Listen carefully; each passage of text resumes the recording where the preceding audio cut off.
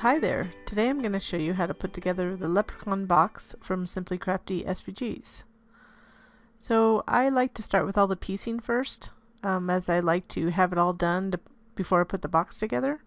So as you can see, I embossed the tie, the main tie piece, and I put a little foam tape on the back of the middle of the tie. And I also placed the little shamrock cut out already. So you just place in the middle, and so the tie is done, and then the face is the most time-consuming portion. So I usually I would put on the outline first, and when you piece it together, put the glue so it's not towards the edge, so you can move it around a little bit and get it in place. So I feel at the bottoms and sides to make sure it's lined up before I really apply pressure.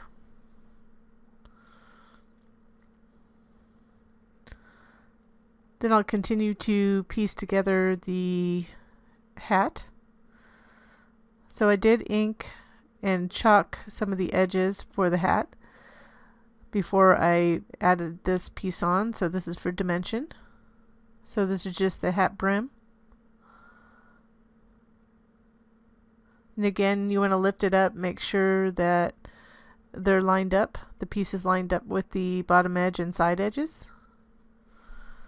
And this one you want to kind of dry fit so you kind of know where it's going to go. And I would place glue on the middle of it in the back.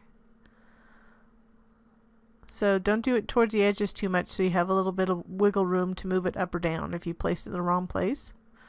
So go closer to the brim at the bottom and then slightly make adjustments so the right and left edges match up.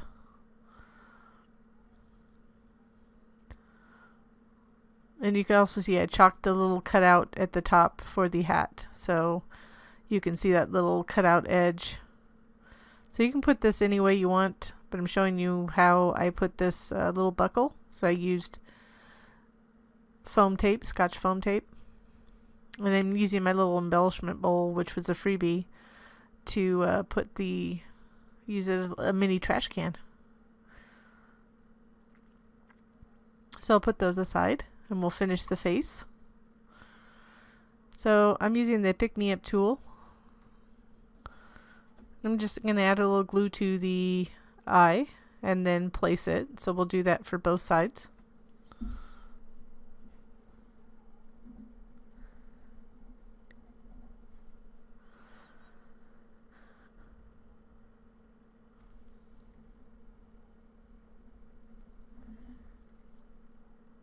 So that's the one you can also put the glue on the actual white portion and just line it up there. And I did mark the back of my eyes when I cut them. I just used pencil on the back and put right and left so I knew which one was the right and left.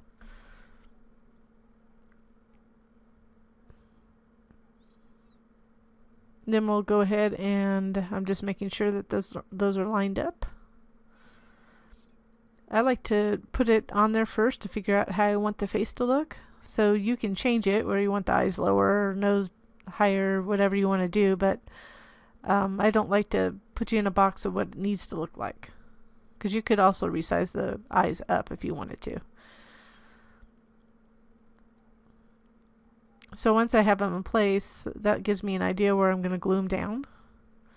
Then I'll kind of eye it. I'm going to angle the eyes just a little bit to the left, and the left one to the left and the right one to the right. And I just, as a guideline, I kind of lined it up with the middle of the ears.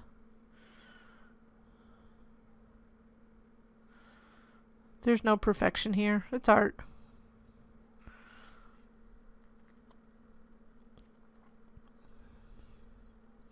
Then again, I cut a little piece of Scotch foam tape, and I'll have a link to it if you're curious what I use. And then the eyebrows. Now you can put them on either way you want. You can see in the file I put them on a certain way, because there is a layered version of this if for some reason you don't want to piece it together.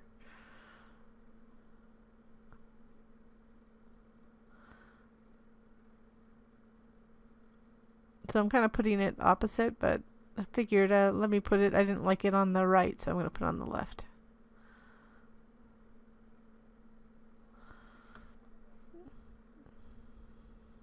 So if you never use the pick me up tool, which obviously is not picking up very well right now, it's falling off. It has a little bit of kind of like the stuff that you stick things on the wall. It's like a little gray sticky stuff that kind of holds that you can pick things up easily, small parts. So for the most part it works, but every once in a while I have an issue with it. Then I'll just go ahead and glue that face down.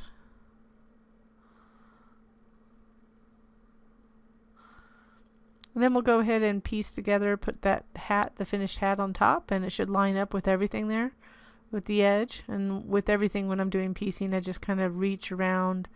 I'm reaching at the top to make sure the top is lined up with the top and the sides.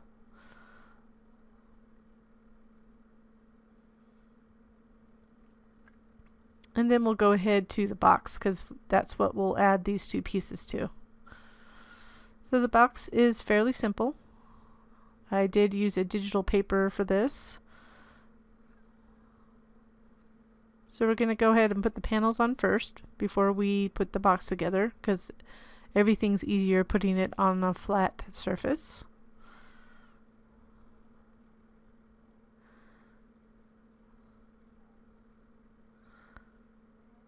So we're going to go ahead and lightly use the Scotch Quick Dry.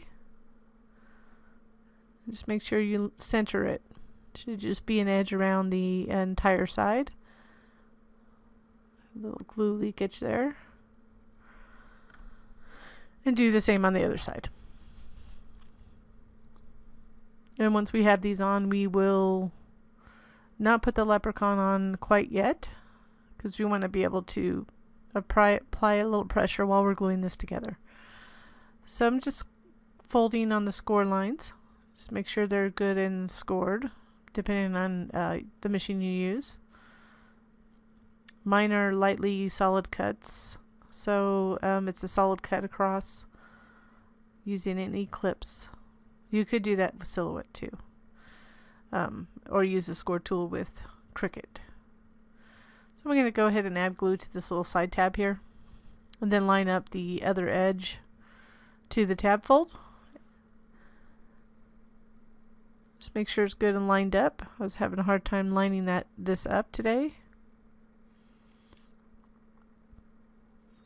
So if you need to, go ahead and adjust. Just kind of adjusting. I couldn't see the edge. It's helpful to see that folded edge of the tab. And then just apply a good amount of pressure against the table to make sure it's good and secure. I had to add a little bit more glue. So I can't glue this flat, so we're going to do the other tab, but because it's kind of a slight angle, the boxes, you'll just have to line up the other edge carefully. Sorry about my focus is going in and out here. So we're going to go ahead and line that edge up to the tab fold. Once we get it in place, we can go ahead and apply additional pressure. So you can reach inside with your fingers or a tool, and you can kind of do that. You just can't flatten it. So you can apply pressure against the actual tab, against the table. So this is a no glue closure on the bottom. So we're going to go ahead and push the forks in first. The little two forks, and then the sides, and then you'll just kind of gently bend that end in to go in this area. I'm going to show you, sometimes it is hard to get in, but you kind of want to pop it in and then it'll flatten out. And that's what it looks like. It gives a more strength on the bottom. As you can tell, it will hold the glue bottle, not a problem. So we'll just go ahead now and choose which side is going to be the front. And I would suggest you add the tie first, and then the right side of the brim of the hat should go right above the top of the box, but it's not a big deal. So I'm just going to add glue to it. So I'm going to line up that bottom edge points of the tie to the bottom of the box. Center it. And it does kind of go over the edges, so it's not lined up perfectly on the sides. It's just meant as a cute box, not really shaped or anything, but it's cute and purposeful. And I'm going to take this and I'm going to add some double sticky foam tape on the back. And you can see that I did add some chalk and some white to pen for the eyes and chalking for the nose and the cheeks. So you want to make sure, you can see there's a little tear up there because I had put it a little bit too high, but you want to make sure you don't put the foam tape too high because it'll show on the back. So you can see, you want to make sure that if you glue or anything, depending on the adhesive you use, you don't want to go too far up. You could even put it on the box first too, and then add it. And that's it. If you needed to, you could always flip it over and apply pressure on the other side.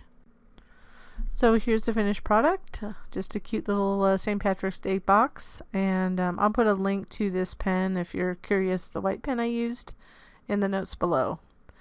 I hope you enjoyed this project. I had fun making this little character, and thanks for watching.